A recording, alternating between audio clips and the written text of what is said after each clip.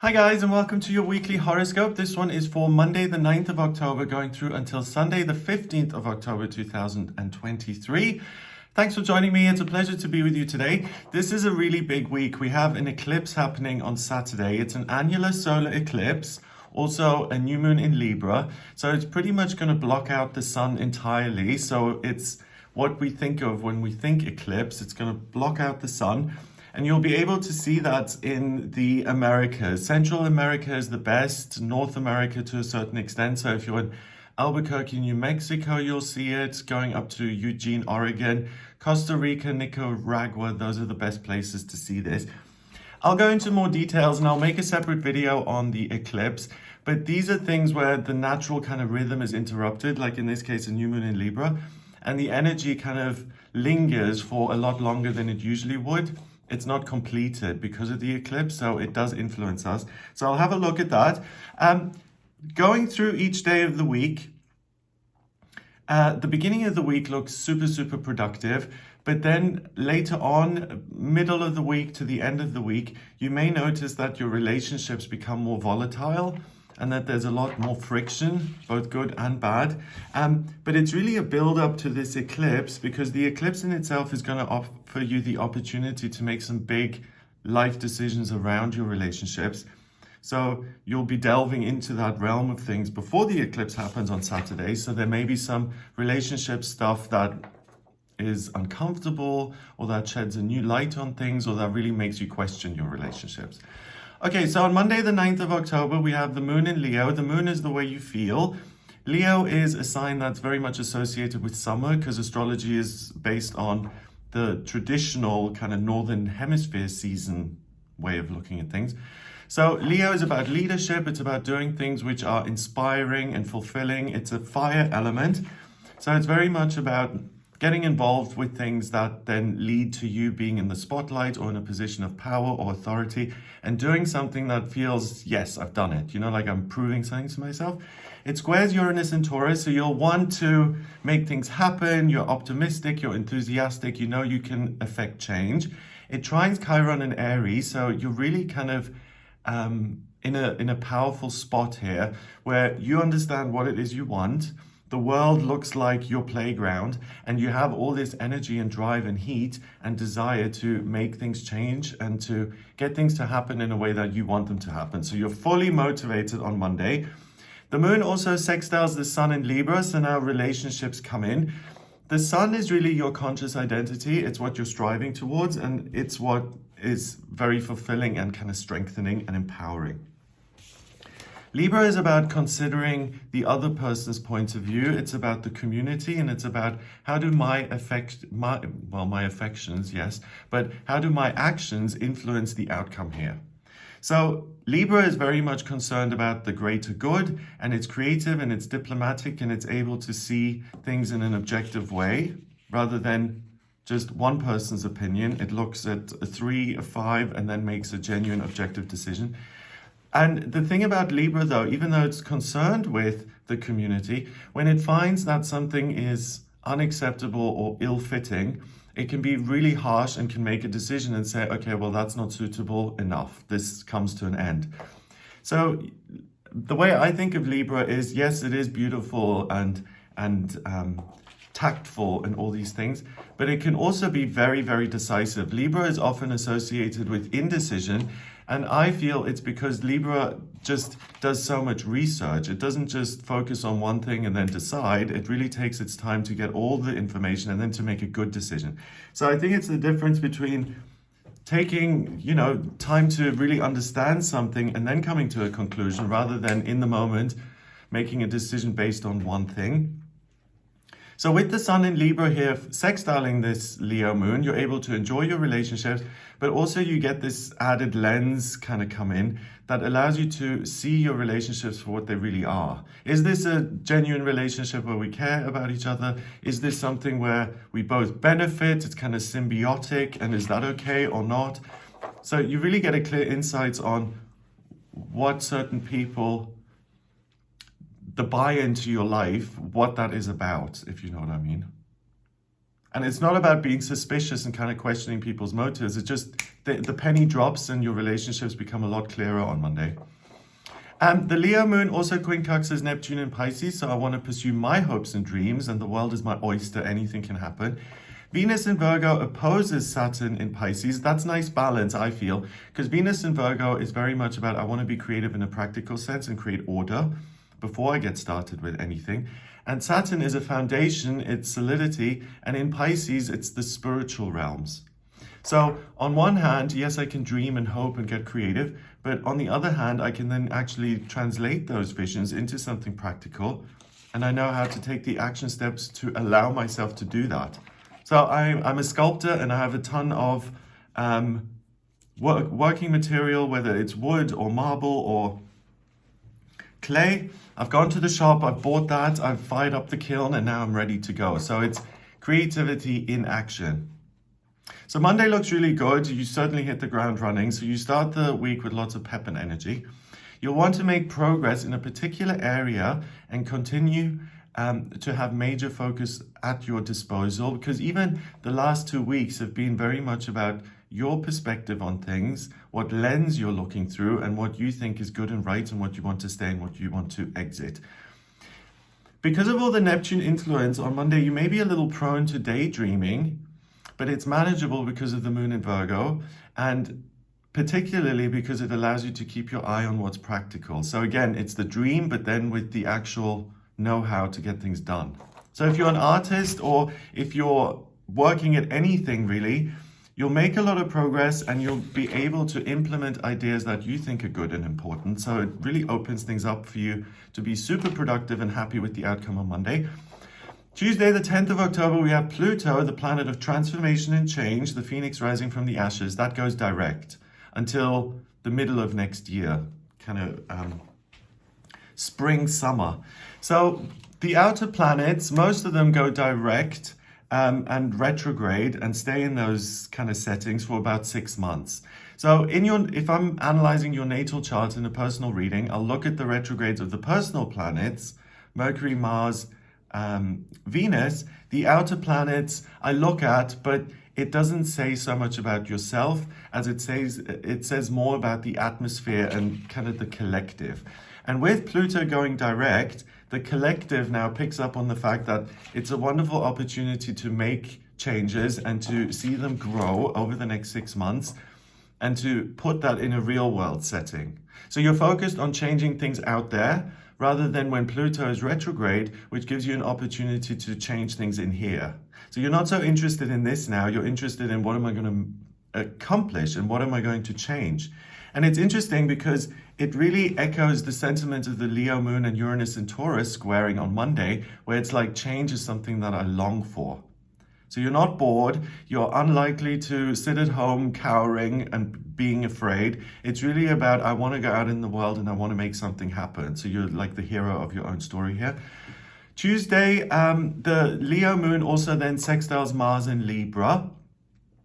That's interesting because the Leo moon says, what am I doing? I'm independent and I'm the leader here.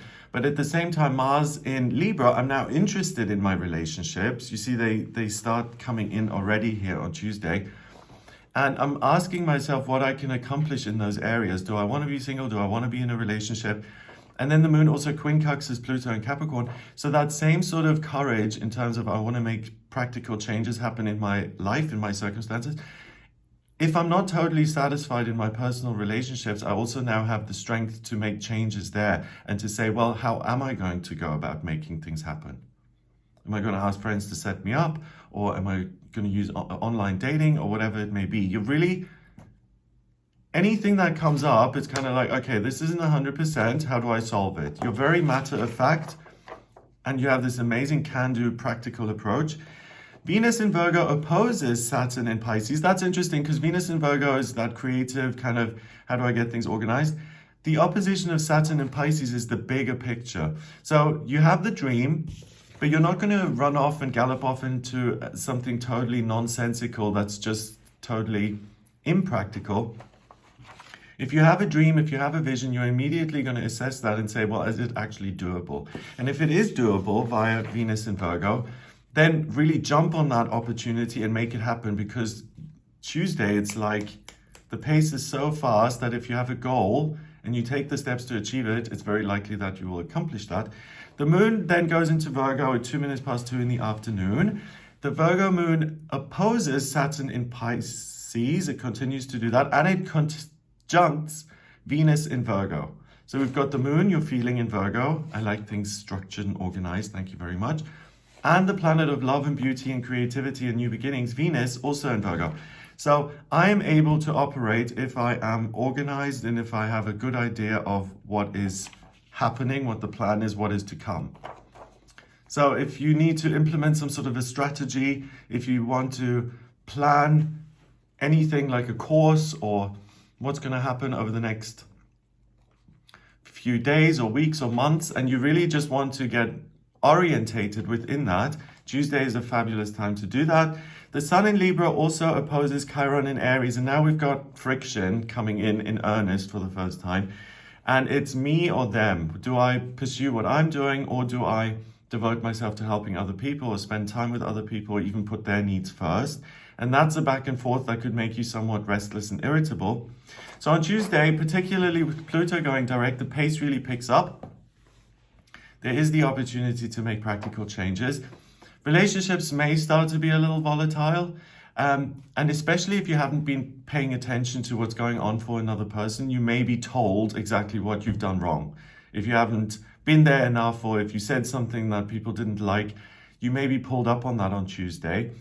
Ultimately, though, the bottom line is that the blessing of Tuesday is that you have this ability to see what the dream is and then to put it into action. So it's better to set a goal and to be productive in that area than to get into unproductive discussions. I mean, if there is a productive outcome, then great. But if someone's just trying to vent or wants you to really apologize, or, if something isn't really productive and it's just about that other person and the way they feel or whatever that may be, there really is an opportunity to get things done. So if you can, do both, but don't let yourself be derailed by things which are it's just kind of like digging around in a wound, rather than letting it heal. If you get that sense, just back off and get on with your own kind of work that you're so focused on. Wednesday, the 11th of October, we have the Virgo moon forming a trine with Jupiter in Taurus, and it quincunxes Chiron in Aries. So this is really fabulous now, because this order that you've created, it pays off, and all the actions that you take are now supported by the good luck planet Jupiter, and in Taurus, it's in another earth sign. So all those things governed by earth, work, money, your physical health, those things you can really, really improve easily on Wednesday. The Sun in Libra opposes Chiron in Aries. So again, this friction of me or them. Mars enters Scorpio. So now Mars is entering the depths of emotion, right? Mars is the traditional ruler of Scorpio. So it's really about sexuality and intensity and love, and feeling excitement and intimacy and closeness, and really using intimacy as a way of healing or understanding. Mars in the chart rules Aries, so it's the masculine principle in the first sign of the zodiac, which really is about taking charge and overcoming obstacles and, again, getting things done. So I always find that when Mars is in Scorpio, it can be a bit frustrated because it's so focused on the emotional experience and working with another person and getting that from them. If the other person or the situation isn't cooperative, Mars can feel very rejected. So all of those things obviously heighten the emotional kind of intensity here. But overall, Wednesday, if you can kind of keep a lid on that a little bit, or channel the ambition and drive of Mars into getting things done in a working sense, you'll really have a fabulous day when it comes to work and money and your physical routine, your environment, the house you live in.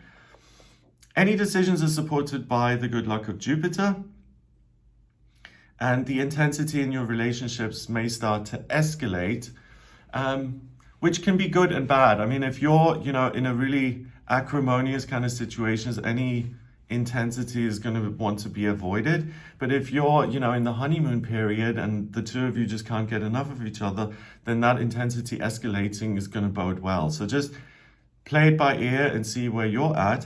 On Thursday the 12th, the Virgo moon opposes Neptune in Pisces, and it trines Pluto in Capricorn and Uranus in Taurus. So we've got the moon forming relationships with all the big boys, all these outer planets, Neptune the dream, Pluto change, Uranus chaos. So the Virgo moon takes on everything now, and it really wants to get a handle on what's happening in life, and that indicates that it may feel a little rattled. So why is this person behaving this way? It makes no sense. I don't know what to do with that. I've got all the information and their response doesn't seem to match that. So that kind of like, I don't know what's going on, may appear on Thursday. Mercury in Libra quincunxes Jupiter in Taurus.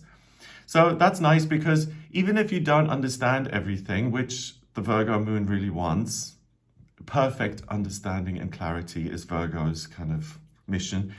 With Mercury in Libra, you're able to let things go and to overlook things. And I think that's a good thing on Thursday. It allows things to cool off a little.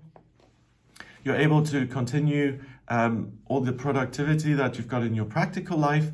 And Thursday, I think, is better to let the dust kind of settle and to enjoy this moment of intensity being lowered before it ramps up again on Friday, Saturday, and Sunday. So I think Thursday, if you need a day to kind of relax and to take it easy, Thursday is the day to do that. But don't forget about your ability to make practical changes. That's really the gift, I would say, your productivity this week. Friday, the 13th of October, we've got the moon going into Libra at 2:22 in the morning. So relationships, more relationships, their point of view. The Libra moon then quincunxes Saturn in Pisces and Jupiter in Taurus. So it puts you in the realm of relationships aren't just me hanging out with someone or spending time with someone. This is the completion of my life's purpose, you know. So you look at relationships as very significant in how they define you as an individual. I would always be careful with that, because, you know, once you start to put that much pressure and meaning on your relationships, it can really detract from what's actually happening between you and that other person. And it can put a lot of pressure on it that other people can often feel. Mars in Scorpio trines Saturn in Pisces. So really, for you to connect and to have some sort of moment of I feel seen and heard and understood is very important to you. And if you don't get that, you could become, again, very frustrated and annoyed. The thing with this is you always have a relationship with your higher self. So if another person isn't giving you the attention that you're longing for on Friday, connecting with your higher self is going to fulfill the same kind of purpose. So on Friday, because it's so intense, you may be a bit confused on Friday, because really intense feelings appear. You may not know how to actually work with them or to resolve them. Plus, they distract you from this productive mode that you've been in all week. So it may be, again, a sense of what is happening here, you know. If you do find yourself distracted or preoccupied, really focus on that and try and get a resolution rather than let it kind of just distract you all day long.